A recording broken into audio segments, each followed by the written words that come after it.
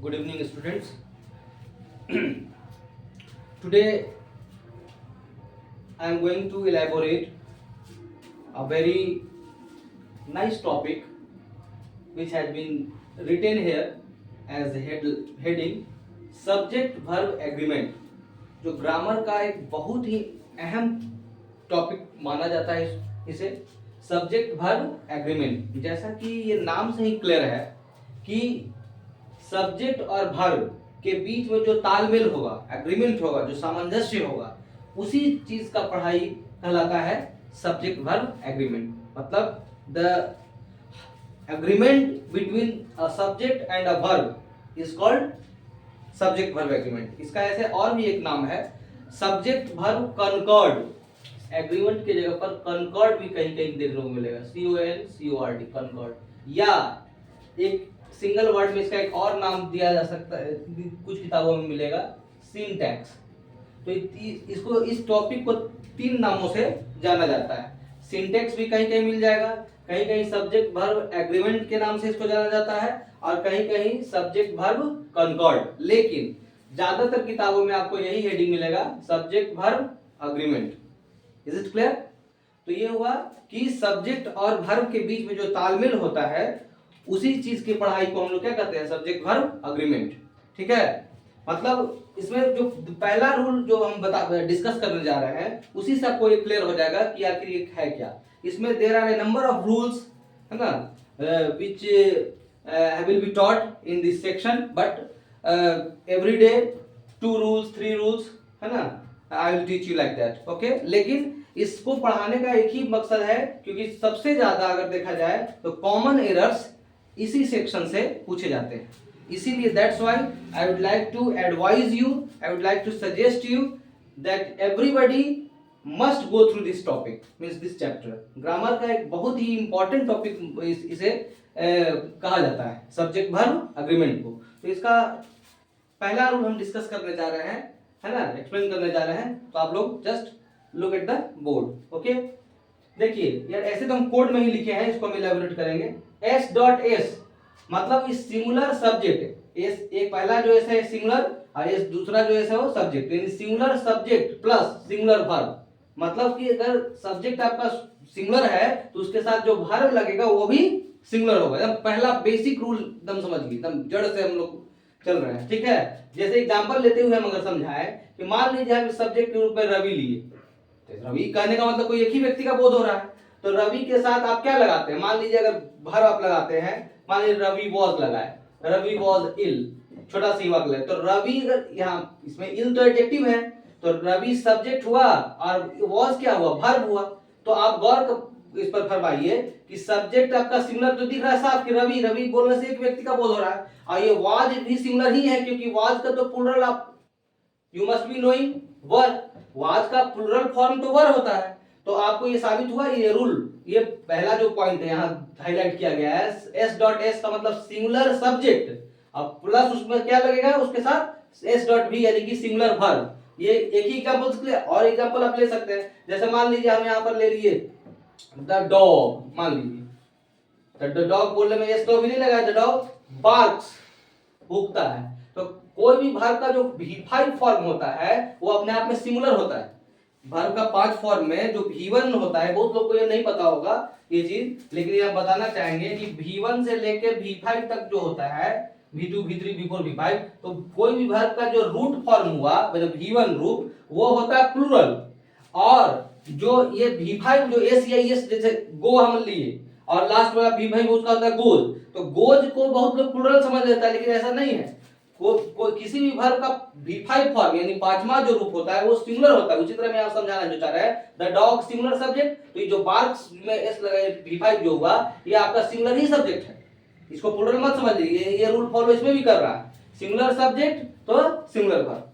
Clear? मान लीजिए हम ले लिए यहाँ पर, ये ले लिए दूसरा एग्जांपल ही ले लिए, ठीक है, तो ही आपके ही के साथ आप कोई भी वर्ब का जैसे इज लीजिएगा तो इज सिंगुलर है, इसका प्लूरल आर है, तो और एग्जांपल भी ले सकते हैं आप। जैसे ही इज ऑनेस्ट, हम मान लीजिए लिख लिए, तो यहाँ पर तो क्लियर है यहाँ पर कि ही सिंगुलर सब्जेक्ट, तो उसके साथ वर्ब भी क्या लग रहा है, इज जो लगा है वो सिंगुलर सब्जेक्ट ना है इसका, क्योंकि इसका तो प्लूरल आर होता है। तो इतना बेसिक चीज सबको पता होगा। तो यानी ये साबित हुआ कि सिंगुलर सब्जेक्ट हम ले रहे हैं तो वर्ब भी क्या लगेगा, सिंगुलर ही लगेगा। ये पहला रूल यही है, कहता है इसका। उसी का जस्ट उल्टा अब अगर बात करें कि P डॉट एस मतलब प्लूरल सब्जेक्ट, तो वर्ब भी क्या होगा, P डॉट बी यानी प्लूरल वर्ब। प्लूरल सब्जेक्ट लेंगे तो प्लूरल वर्ब, जैसे एग्जांपल से क्लियर कर देते हैं। जैसे अभी तो सिंगुलर सब्जेक्ट सिंगुलर वर्ब दिखा है, उसी प्रकार अगर हम यहाँ ले कि बच्चे खेलते हैं, मान लीजिए जनरल किसी खास बच्चे का बात हम नहीं कर रहे, चिल्ड्रेन, बताइए हम प्ले लिखेंगे कि प्लेज, इससे भी पकड़िए। प्लेस तो नहीं लिखेंगे क्योंकि अभी हम बताए थोड़ा देर पहले कि कोई भी वर्ब का पांचवा जो फॉर्म होता है V5 फॉर्म, जिसमें एस या एस लगा रहता है, वो सिंगुलर होता है।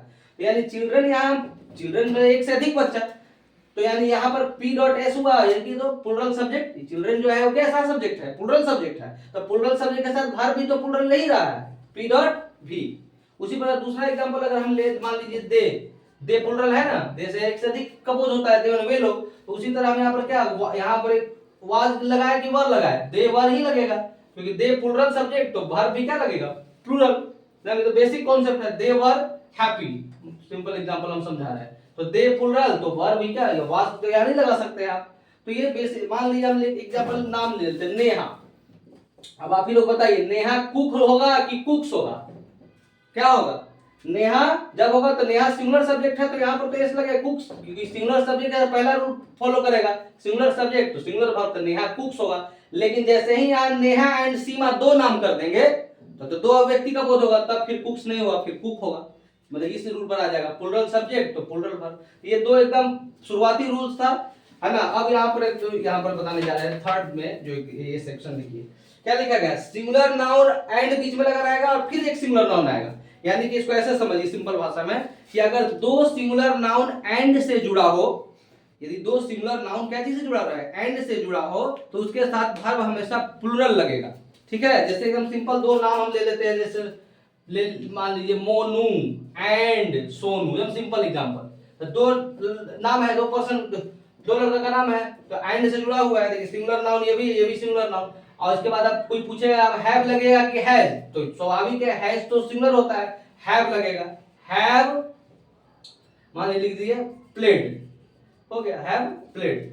देखिए ये फॉलो कर रहा है, सिंगुलर नाउन एंड बीच में लगेगा फिर सिंगुलर, यानी कि मोनू ये हुआ सिंगुलर नाउन, पहला सिंगुलर नाउन एंड लगा, फिर ये फिर सिंगुलर है, लेकिन इसके बाद जो वर्ब लगेगा, यहाँ पर जो वर्ब लगेगा वो हमेशा क्या लगेगा, मतलब दो सिंगुलर नाउन एंड से जुड़े हो तो वर्ब उसके साथ हमेशा प्लूरल लगेगा। क्लियर है ना। उसी प्रकार एक और इसी में रूल हम बता देते हैं, चौथा रूल, कि अगर दो प्रोनाउन भी, अगर दो प्रोनाउन, एक प्रोनाउन यहाँ रहे एंड बीच में लगा रहे, यहाँ भी फिर प्रोनाउन, मतलब दो, एक फर्स्ट प्रोनाउन यहाँ कोई रहेगा, एक और प्रोनाउन रहेगा, दो प्रोनाउन, जैसे जिस तरह से हम बताए कि दो लड़का का नाम हम एंड से जोड़ के यहाँ पर प्लूरल वर्ब लगाए, उसी प्रकार यानी कि ये तो दोनों नाउन ही ना है, मैंने दो नाउन को हम एंड से जोड़े तो प्लूरल वर्ब लिया, उसी प्रकार दो प्रोनाउन को भी हम एंड से जोड़ेंगे तो वर्ब क्या लगेगा, even in that case plural verb will be applied, है ना। एग्जांपल दे रहे हैं, एक फार्मूला 2 3 1 भी होता है, यही फॉलो भी होना है, सबसे पहले सेकंड पर्सन, तब थर्ड पर्सन, तब फर्स्ट पर्सन, लेकिन हमको अभी दो ही प्रोनाउन लेना है, इसलिए 2 3 1 आगे हम इसको डील करेंगे, लेकिन अभी 2 और 3 करके हम दो सब्जेक्ट ले लीजिए। मान लीजिए यू ले लिए, यू एंड आई, है ना, सॉरी यू एंड आई नहीं, सॉरी 2 3 ना, थर्ड पर्सन लिए, यू एंड ही तो आर ही लगेगा, यू एंड ही आर, तुम और वह, है ना, गिल्टी हो गया, सिंपल एग्जांपल, है ना। यू एंड ही, क्योंकि हम यू एंड ही क्यों लिखे, क्योंकि 2 3 1 यानी कि जब होगा तो 2 + 3 हो सकता है या 2 + 1 हो सकता है ना। ये फॉर्मूला फॉलो करना है, 2 3 1 यानी कि सबसे पहले सेकंड पर्सन, तब थर्ड पर्सन, तब फर्स्ट पर्सन, उसी इस तो हम तीनों एक बार नहीं दे रहे हैं, हम दो ही का एग्जांपल ले रहे हैं, तो फॉलो करेंगे यही, ये नहीं कि थर्ड पर्सन इधर कर दे ये उधर, तो गड़बड़ हो जाएगा, ये जान लीजिए, है ना। तो you and he are guilty, तुम और वह दोषी हो, दो प्रोनाउन है, ये भी प्रोनाउन, ये भी प्रोनाउन एंड से जुड़ा हुआ है, यहाँ पर दो नाउन को एंड से जोड़े थे तो भी प्लूरल, यहाँ दो प्रोनाउन को एंड से जोड़े हैं तो भी प्लूरल ले रहा है। Is it clear. तो ये तीन रूल, और एक और हम बता देते हैं जो कि सबसे अहम है ऊपर में, है ना। एक और देखिए, अगर कोई वाक्य का, देखिएगा तो गौर कीजिएगा, यदि कोई वाक्य का इस रूप में सब्जेक्ट कुछ इस प्रकार हो, द प्लस, ये पांचवा रूल बहुत इंपॉर्टेंट है, द प्लस एडजेक्टिव, है ना, किसी वाक्य का शुरुआती में मतलब एज ए सब्जेक्ट अगर ये रहे तो ये हमेशा प्लूरल वर्ब लेता है। कैसा वर्ब लेता है? बहुत इंपॉर्टेंट ये रूल है, बहुत इंपॉर्टेंट। जैसे एग्जांपल के तौर पर देखिए, जैसे हम बोले द पुअर, तो इज हेल्पलेस होगा कि आर हेल्पलेस? तो हम बोले ना कि हमेशा प्लूरल वर्ब लेगा। द हुआ एडजेक्टिव के तौर पर पुअर लगा, तो द पुअर आर हेल्पलेस, इसका हिंदी होगा ऐसे निकलेगा, गरीब लोग लाचार होते हैं। ठीक है। उसी तरह अगर कोई बोले दी ब्लाइंड, देखिए ब्लाइंड एडजेक्टिव है, तो the blind have no future, the blind have no future, इस तरह से देखिए यहाँ भी हैव लगा इस तरह का। बूढ़े लोग कमजोर होते हैं, तो दी, देखिए यहाँ पर द, ये भी एक सीख लीजिए, द को दी कब पढ़ा जाता है? जब दी के बाद कोई ऐसा वर्ड आए जिसका उच्चारण शुरुआती जो वॉवेल्स हो, जैसे देखिए द ओल्ड नहीं बोलेंगे, यहाँ पर क्या बोलेंगे? दी ओल्ड ना are weak, the old are weak, मतलब बूढ़े लोग या बुजुर्ग लोग कमजोर होते हैं। मतलब हुआ सिंपल सा, अगर आपको बोलना है कि जवान लोग, जैसे यंग का मतलब होता है जवान, यंग का मतलब क्या होता है? जवान। लेकिन हमको हिंदी अगर निकालना है कि जवान लोग, तो हमको द प्लस एडजेक्टिव ये लगाइए, यंग, द यंग, आर ही लगेगा, प्लूरल वर्ब ले रहा है, देखिए आर प्लूरल, हैव प्लूरल, फिर आर, इस तरह से। अब मान लीजिए एक लास्ट एग्जांपल लेते हैं हम, धनी लोग, वैसे अमीर का क्या होता है? रिच, लेकिन रिच एडजेक्टिव में अगर हम आगे द लगा दे और सब्जेक्ट बना दे, तो ऐसे करके द रिच आर, मान लीजिए यहां पर लिख देते हैं हार्टलेस, निर्दयी होते हैं, हार्टलेस, इस तरह से द रिच आर हार्टलेस, धनी लोग निर्दयी होते हैं। हो गया। तो भैया देखिए जो फॉलो हो रहा है, the plus adjective, the rich adjective, तो द रिच का मतलब सिर्फ अमीर नहीं होगा, अमीर लोग। उसी तरह द पुअर का मतलब गरीब लोग, और वर्ब हमेशा प्लूरल लेगा, कभी भी सिंगुलर देखिए, आर भी प्लूरल, हैव भी प्लूरल, फिर यहाँ आर, इज कभी नहीं लगेगा। वाज वर्ब में से भी अगर कोई बोलेगा तो वाज नहीं लगेगा, जब लगेगा तो प्लूरल वर्ब लगेगा। क्लियर? ठीक है।